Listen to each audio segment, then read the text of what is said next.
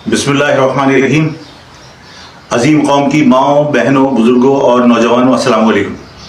माह रमज़ान का चांद नज़र आ गया है, आपको मुबारक हो। बहुत सारे लोगों ने चांद देखने से पहले ही अपने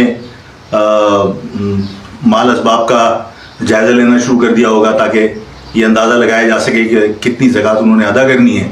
कुछ लोग अब चांद देखने के बाद हिसाब किताब लगाएंगे कि कितनी ज़कात उन पर वाजिबुल अदा है। लेकिन ज़्यादा कभी इम्कान इसी बात का है कि ज़कात का हिसाब निकालने के बावजूद ज़कात देने के लिए फ़ौरन रवानगी डाली जाती है, गाड़ियाँ निकालिए, ज़कात देने जाना है। और फिर उसके बाद जो रफ़ाई इदारे इस शहर में काम कर रहे होते हैं, चाहे वो सैलानी हो, चाहे वो छीपा हो, चाहे एदी हो, इस तरह के और बहुत सारे इदारे हैं। या फिर इस तरह होता है कि जो दीनी और सियासी जमातों के कब्ज़े में जो दीनी मदरसे चल रहे हैं, वहाँ जाकर लोग पैसे दे दिया करते हैं या ज़कात मजहबी जमातों को दे दिया करते हैं और वही समझते हैं कि हमने ज़कात अदा करके अपने ऊपर से बोझ उतार दिया। मैं आपको ये समझाना चाहता हूँ, गुजारिश करना चाहता हूँ कि ज़कात बोझ नहीं है, बल्कि एक बहुत बड़ी जिम्मेदारी है। बहुत जिम्मेदारी के साथ इसकी अदायगी होनी चाहिए। आप अपने अतराफ अपने ही लोगों पर निगाह डालिए जो आज तारीख की बदतरीन महंगाई की वजह से उस महंगाई की चक्की में पिस रहे हैं।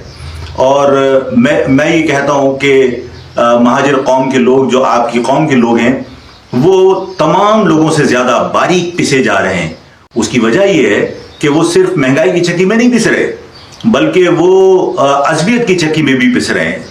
और इस मुतासिबाना हिकमत अमली की वजह से हुकूमतों की महाजिर नौजवानों को रोज़गार से महरूम रखा गया है। उन्हें कारोबार के मौके मैसर नहीं है यहाँ की गैर मुकामी इंतज़ामिया की वजह से।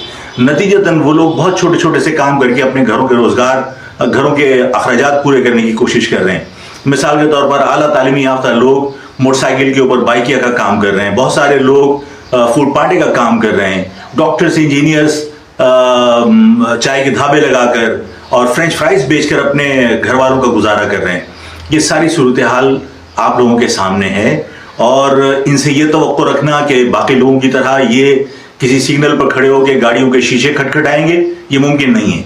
किसी को ये तवक्को रखना कि ये राशन लूटने के लिए ट्रकों के पीछे दौड़ना शुरू करेंगे, ये मुमकिन नहीं है। ये सफ़ेद पोश लोग अपने बुजुर्गों की इज्जतों को मिट्टी में नहीं मिलाएंगे, ये भूखे मर जाएंगे। ऐसे लोगों को आपको तलाश करना चाहिए। आपके लोग हैं, इनके घरों पर जाकर इनकी मदद कीजिए, ये आपकी जिम्मेदारी है। इनकी मदद करने को गैर बाहर से नहीं आएगा। और मैं इन हालात के अंदर यही गुजारिश करना चाहता था कि अहद कीजिए, अल्लाह को गवाह बनाकर, अल्लाह को हाजिर और नाजिर जानकर इस बात का अहद कीजिए कि आपका 1 रुपया ज़ाया नहीं होना चाहिए। और आपका 1 रुपया हो या 1 पाई, वो आपके अपने लोगों पर खर्च होनी चाहिए। अपने लोगों की मदद कीजिए, ये अल्लाह को गवाह बनाकर अहद कीजिए।